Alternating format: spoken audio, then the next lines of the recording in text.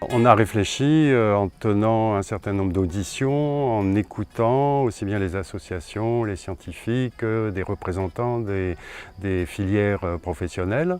Tout ça pour aboutir à un projet d'avis. Les gens aspirent de plus en plus à toucher la terre, même s'ils habitent dans des appartements. On est très souvent au contact avec des élus, des aménageurs, des décideurs, des habitants, des paysans.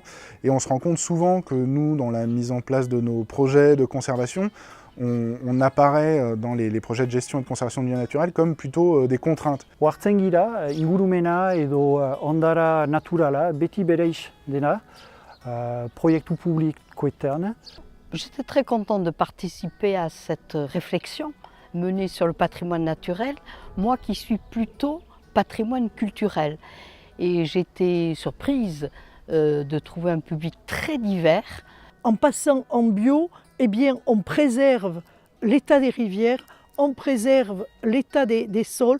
Itsasoko ur txantxa bat ze bizitasuna duen, hori ikusten duzularik, jakiten duzularik ze bizitasuna duen, errespetatuko duzu. Éduquer les populations, ça permet justement d'éviter de faire ces erreurs et d'éviter une érosion de la biodiversité qui est largement évoquée maintenant à l'échelle nationale et mondiale.